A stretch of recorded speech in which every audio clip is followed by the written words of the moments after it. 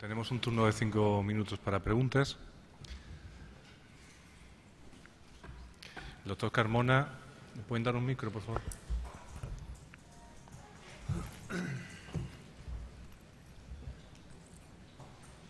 Yo quería preguntar al doctor Leal, ¿se oye? Sí. La estimulación ventricular todos sabemos que es deletérea, especialmente en algunos pacientes, entonces nos tenemos que pelear para evitarla, especialmente la que no es imprescindible. Pero está claro que algunas veces hay que pagar un precio por esto y es, por ejemplo, alargar excesivamente el intervalo AV, con lo cual tiene el efecto perjudicial de perder la sincronía AV, que en algunos pacientes puede ser importante, o hacer pausas largas o cambios bruscos de la frecuencia, que en algunos pacientes puede desencadenar arritmias ventriculares. En un paciente con un desfibrilador sería choques, pero en un paciente con marcapasos sería que se muere.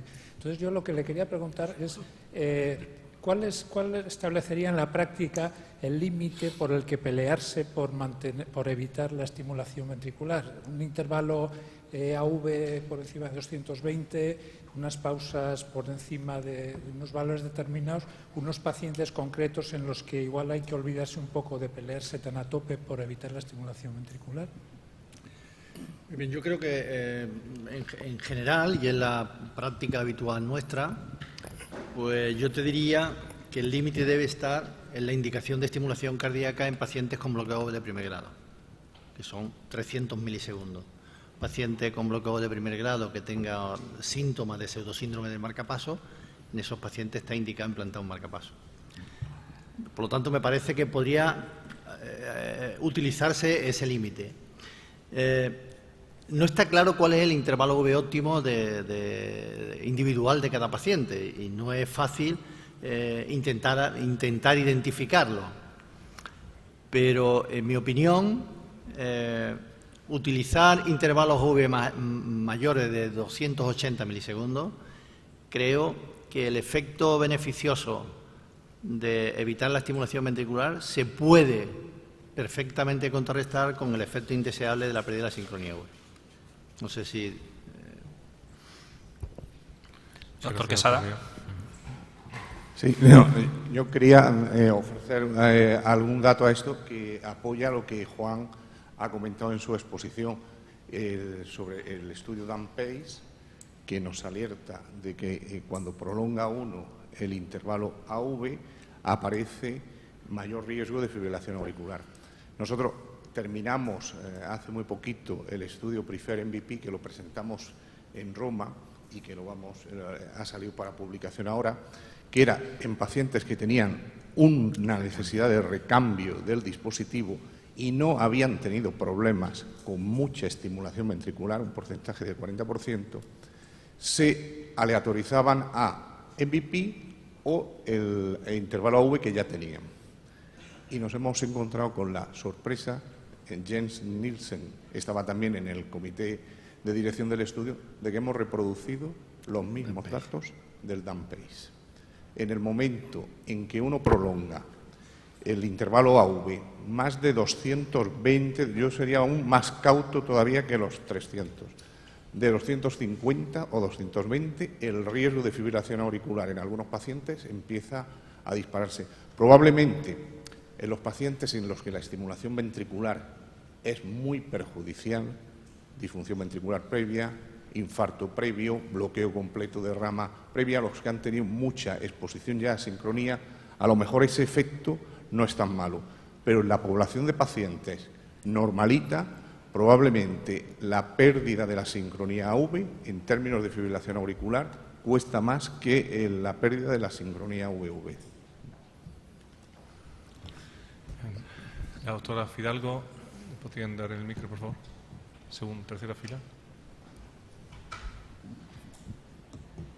Bueno, yo quiero felicitaros a todos, la verdad es que ha estado muy bien y quería, por supuesto, abundar sobre estos algoritmos que nos trae Navaltraer. Yo quería hacer un comentario acerca de uno de los estudios que has puesto, que es el Intrinsic, porque yo creo que se están mezclando así bastantes cosas. El Intrinsic, creo recordar que es el de Boston, que hablaba de buscar porcentajes de estimulación ventricular en pacientes que no necesitan estimulación que no sean por debajo del 20%. El MOST dijo que menos del 40%, se habla del 20, del 40%.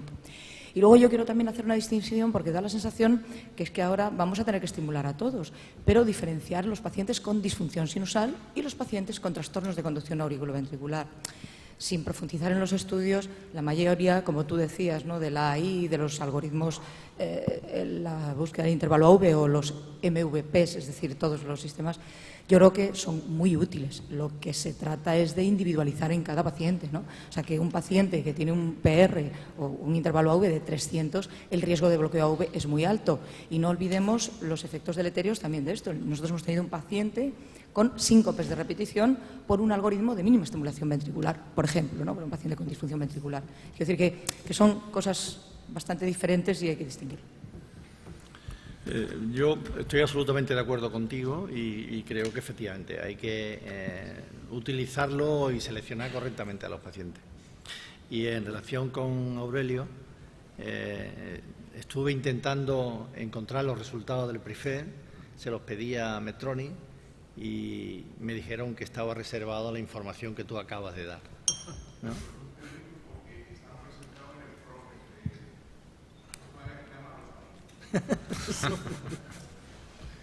Muchísimas gracias.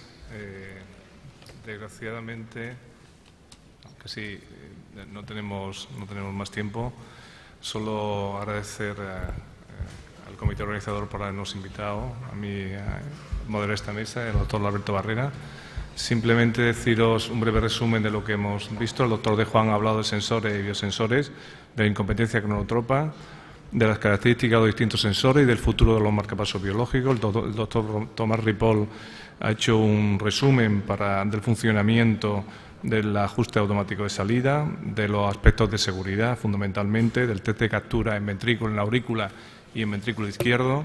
El doctor Leal ha hecho un resumen de la estimulación de APE, de los efectos deleterios que tiene, de los distintos tipos de minimización de la estimulación del ventrículo, de la estimulación ventricular, de los diferentes casos y de los resultados inesperados del estudio DAN-PACE, que todos no esperábamos en principio, así como los diversos estudios que hay en marcha. Y, por ejemplo, el VOTE, que está pendiente. La doctora Luisa Pérez ha hablado de las recomendaciones de las guías actuales, de los distintos estudios clínicos, de los metaanálisis, del estudio ISUS-3, que yo creo que hay que darle más vueltas. Creo que es un magnífico estudio que nos ha enseñado muchas cosas. De la encuesta que ha dicho que el 58% de los que hemos contestado son útiles y que nos faltan evidencias con respecto a este tipo de algoritmo. Y por último, la doctora Sancho Tello ha hablado de fibrilación auricular, de los diferentes algoritmos, de las diferentes empresas y sobre todo el pupurrí de estudios con diferentes tipos de pacientes incluidos del Safari, del registro español, del POT, del estudio de Gilly, de Minerva, de Láser, publicado en New England y por último nos ha hablado de las guías clínicas y de la situación actual. Muchísimas gracias a todos y terminamos.